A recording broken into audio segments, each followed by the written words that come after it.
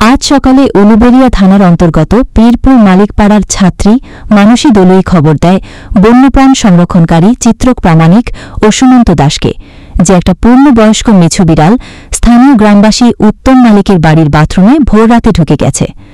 সকালে মেছো বিড়াল দেখে গ্রামের লোকজন রীতিমতো বাঘ বাঘ করে সবদিকে ভুল বার্তা ছড়াচ্ছিল। খবর পাওয়া মাত্র চিত্রক ও সুমন্ত এলাকায় যায় এবং মানসীকে নিয়ে বাঘরুলটির অবস্থান দেখতে যায়। প্রায় 200-300 জন মানুষ ভিড় করে আছে। মেছো বিড়ালটি বেরোতেই পারছিল না। বন বিভাগে খবর দেওয়া হয়। ঘণ্টাখানেক পরে বন বিভাগের উদ্ধারকারী দল আসে। অনেক কষ্ট করে ভিড় সামলে মেছো বিড়ালটিকে উদ্ধার করা হয়। এলাকার কিছু সচেতন যুবক বাপন, অভিজিৎ, কিষান, মঙ্গল, সুভাষ, কৌশিক সাহায্যের জন্য এগিয়ে আসে। গ্রামের বেশিরভাগ লোকজন প্রথমে চেয়েছিল বাঘরুলটি যাতে চিড়িয়াখানায় নিয়ে যাওয়া হয়।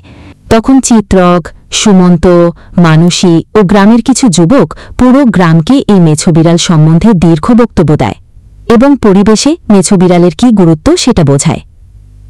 সবটা শোনার পরে ছোট ছাত্রছাত্রীরা মেছো বিড়ালটিকে গ্রামে ছেড়ে দেওয়ার জন্য বলতে থাকে।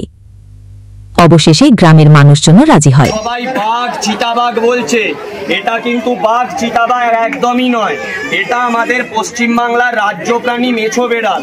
ঠিক আছে, এই প্রাণীটাকে যদি কেউ মারে বা এর কোনো ক্ষতি করে তাহলে তার কয়েক বছরের জেল এবং মোটা টাকা জরিমানা তার হবে।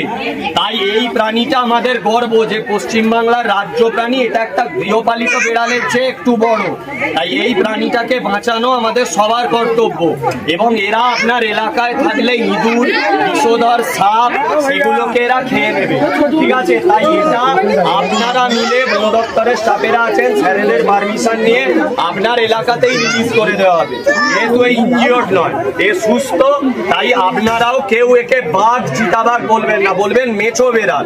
ঠিক আছে, একে রক্ষা করা আমাদের সবার কর্তব্য। আমাদের মানসী ফোন করেছিল, এখানকার আমাদের ছাত্রী বাপনদা, গ্রামবাসীরা সবাই আছেন। আমরা সবাই বাচ্চাদেরকে নিয়ে গিয়ে আমরা বন দপ্তরের অনুমতি নিয়ে এটা রিলিজ করে দেবো। চলো।